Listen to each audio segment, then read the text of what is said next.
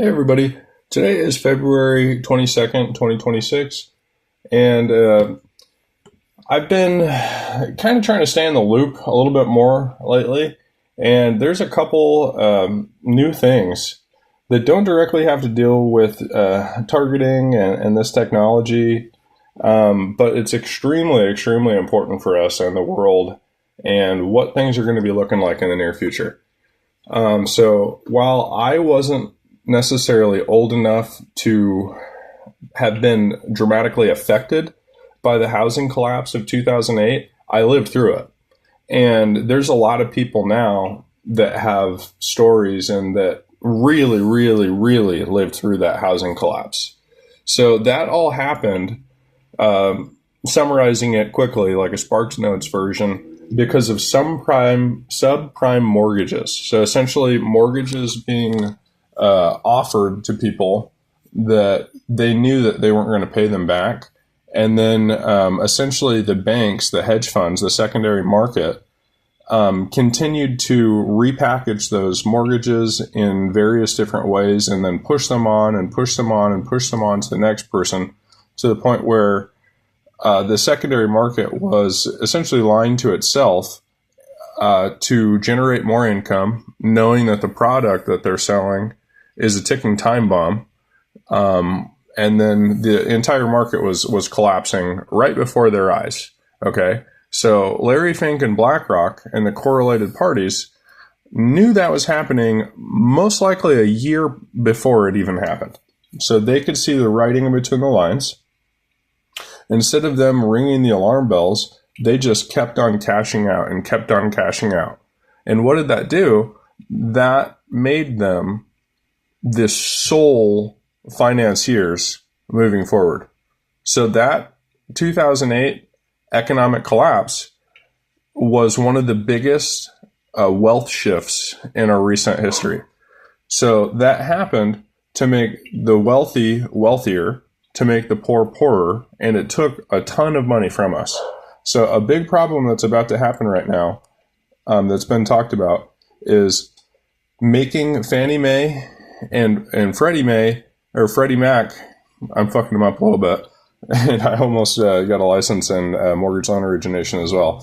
But fucking excuse me on that. But moral of the story, those privately traded elements that represent our housing economy are about to become publicly traded. Okay? So the last time that those two were ripping and roaring as far as their stock valuation, that is exactly when we had this housing collapse. So normally a stock price rising is a good thing, especially in a capitalistic country where that's the only thing that they ever care about in America, is like, as long as we can make our market cap grow, as long as we can make our market cap grow. That's all that it seems like it's ever cared about. But in reality, with this conversation, this is so much more fucking serious when it has to come with our entire housing economy is about to be infested by automated market makers that the hedge funds tell everybody that, oh, that's just retail traders.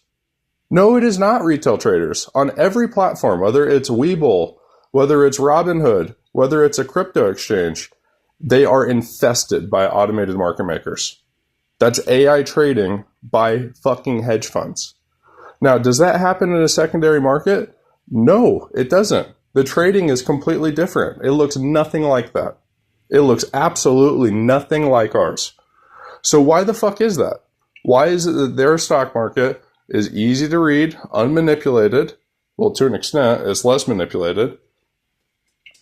But the regular stock market is just, it's a trap. It's essentially a trap. You know? Anybody that plays the game the fair way loses for the most part. And then you know who profits grossly? Is CEOs who are sometimes a CEO or a corporate entity of 3 different companies simultaneously, triple dipping with their salary and getting RSUs or restricted stock units. So our separation of wealth is just disgusting. Our representation is so out of touch that they have their heads up their own asses. Across the board, across the aisle. And who wrote the Trump or the Epstein Transparency Act? Senior aides that work for OpenGov. Not even our representatives. So those are expert advisors advising intelligence community advisors. That's not a nonprofit. That's not a typical nonprofit. That's some plausibly deniable intelligence community shit. And they are literally writing our legislation. I thought it was the lobbyists the entire time. That's fucking worse. OpenGov. Open source gov. My fucking ass. There's not an ounce of transparency in anything.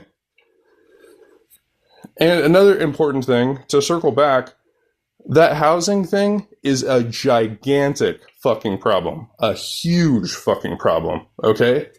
Fannie and Freddie going public is going to trigger a housing collapse again. Mark my words, okay? Now, it hasn't happened yet, but keep a big fucking eye on it, because their prices right now correlate to so many other economic factors. Now, if they go up and up and up, a publicly traded stock that represents our entire mortgage market, they're going to go up and up and up. It's going to be a bubble. When they crash, we are all fucked again. That's exactly what happened in 2008. So that's a huge warning. And there's a couple other IPOs to look out for this year that are going to shake things up dramatically. SpaceX. So Elon is most likely a very high-level psyop. If you think about it, when he was still in good graces with the public, he was telling us, oh, guys, you don't want to own anything. That's the fucking New World Order, to try to get us to own nothing, because everything is growing dramatically in price, and our federal government's telling, oh, it's only 2%, 3% inflation. No, the fuck it is not. Everything is going up 20, 30% in cost. So everybody open your eyes. Don't listen to the numbers that they're spewing. It's all bullshit. And keep an eye out for the Fannie and Freddie IPOs, because that is really going to destabilize our economy even worse. We're not backed by gold. We've got a gigantic situation, for lack of a better way to put it, in numerous different sectors.